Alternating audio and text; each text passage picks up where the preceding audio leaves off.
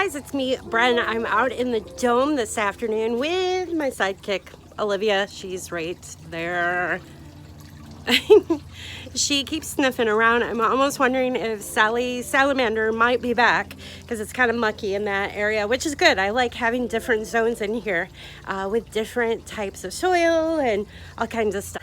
The critters that I welcome in here love all the different mediums that are in here, like from rocks to the mulch I have over there, the toads in there. There's a frog in here. I heard him yesterday or a few days ago. Before it got down to 20 out here, I could hear him. And we have a snake in here. Shh, don't tell, because people would get freaked out about that. But he's not going to bother you. He's just a garter snake. I always call him a gardener snake. They don't bite. Well, they do bite if you mess with them, but just leave them alone. They're harmless. In fact, I love them because they will help eat bad bugs that are in here. I have a few aphids, of course, because it's that time of year here in the dome, and I'll show you what's going on real quick. And I also have a neat planting tip for you because I'm working on some containers for the holiday, for Christmas, for Thanksgiving, all kinds of fun stuff coming. So here we go. Hey Lydia, what you got? Oh, you like the basil. The basil's doing okay. It needs watered. The fish are doing great over here. See them? They're zooming around. In fact, I need to take my rake. Let me show you. And these big pieces, I can actually, oh, look at the fish. The sun's coming on them, so they're kind of active. But I just gotta take my rake real carefully and pull those leaves out because look what's happening. My fig got a little dry. And it could be because the temperatures are starting to drop in here. The leaves will eventually drop, unfortunately, because I have there's still figs on there. So with the temperature drop and not as much sunlight, a lot of my plants that I brought in kind of did this, which is okay. You just want to get in there and get those dead ones out of there. Be careful not to pull the bulbs out when you do it, because the bad bugs like aphids love dead composting leaves. So I'm gonna go ahead and put that right over here in my compost pile. Last year I had a nice bucket in here, which I will end up doing, but this I'm gonna actually move out just because I need some more space. Did you hear that? I need more space. Like a 20-foot geodesic biodome isn't enough, but look, it's filling up.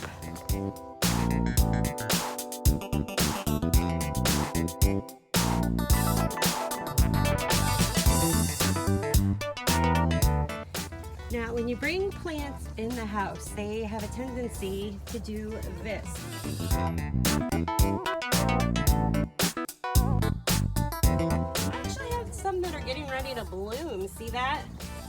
Which is kind of neat. But what I'm going to do is get back in there, and you want to get all those dead, yucky looking leaves off of there, just like we do with the roses. And I went ahead and gave this a nice spray of some soap and water. It's an organic mixture I use. Hopefully that will help with the aphids. If it gets too bad, we'll have to look into something else, but so far that's been working for me. But doesn't everything just look so nice considering it's been in the 20s outside?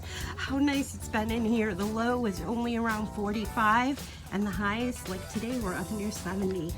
I need to work on this tomato plant, but I was over here moving things around, getting it up off the ground, and where'd it go? Oh my goodness, you're not gonna believe this. How cool is that? I've got a tomato growing in here. I don't know if it's gonna make it, we'll see. I definitely need to get in here and stake this baby. It is going crazy in here.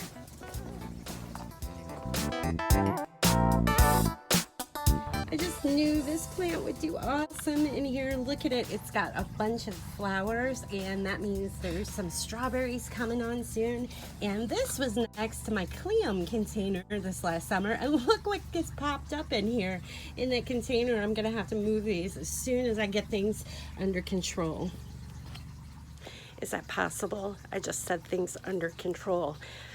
With the holidays coming, it doesn't matter because I know I can come out here and enjoy the green and smell the soil and hear the water, and it's really awesome. It's actually better, don't get mad, you folks who like to go to the south, but I actually enjoy this more than going down to Florida. Sorry. So let me show you what happens sometimes to Paperwhites. If you follow me on Instagram, I just answered the question that I asked over there. I shared a picture of the hen and chicks coming up, and these great looking spikes of plant. What in the world are they? They are Paperwhites, and these are from last year at Christmas time. I actually had them in the house. Yeah. All right, so here's my potting station right now. I gotta show you some really cool stuff. I'm super excited because look, can you guess what this is? My avocado seed I planted a while back. Looks like it's doing something, so it looks like I can possibly move it out of the intensive care unit here in the dome and put it up in the nursery area, and hopefully we'll get some green going on there. I'm pretty excited about that. And then something else over here, I've got sprouts. Can you guess what it is? I'm impatient. It's Swiss chard.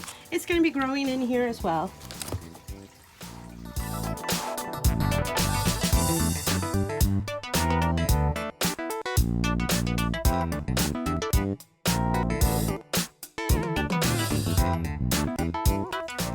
Okay, here we go. This is the container that fits in my fancy container in the dining room. I'm gonna fill it with some loose soil. I've got some nice drainage holes because these bulbs do not like to get too wet, and I have a tendency to overwater. So I'm gonna go ahead and fill this up with some soil.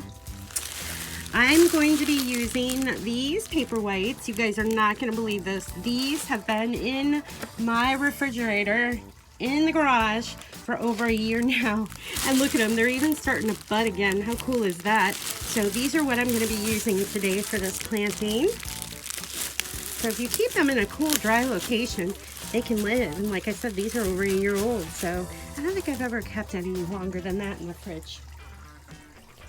Okay, you're going to need some potting soil. Make sure it's a really good loose mix with plenty of perlite in it. That's those little white things in there. See them? They help keep a little bit of moisture in, but not too much. So we're going to fill that container about 3/4 of the way. Okay, so here is the Paperwhite. This is obviously the top of the bulb, and the bottom kind of looks like a little button, and sometimes you have some roots that stick out of it. Okay, so now we're going to take those pretty bulbs. I like to take a little bit of that skin or that papery off, just a little, not too much. If it's falling off, just take it off. And then place it gently in the soil. I'm going to put these fairly close because I want these to grow really close together, because I'm going to actually end up tying them once it gets growing. So we're going to put these in there just like that. Make sure they're pointed upwards. Let's see, how many are we going to fit in here? 5, 6, 7, 8, 9 maybe. Just push them in here. Be sure to not pack the soil in too hard when you're placing them in there. Okay, now I'm going to take some of the loose soil and just kind of sprinkle it on top, just so it covers the bulb just a little bit, kind of just to fit it in there so those little green sprouts can continue to work their way up out of the soil and grow nice and tall. Look how cute. Give it a little tap to get that soil to move around. Now we're going to put the container in a warm area here in the dome, not in direct sunlight, and you all are going to have to stay tuned to watch these grow. It's going to be a beautiful show. Well, thanks for joining me today. I hope I gave you some ideas on what you can plant up, even if you don't have a dome. You can get these bulbs now, put them in your refrigerator. Just follow the simple directions I gave you, and you'll have some beautiful blooms inside your home to enjoy, just like your gardening, but it'll be January, February. Until next time, I hope you'll click over and check out my website at brenhaas.com, and be sure to follow me on social media. And until next time, you guys, get out in the garden.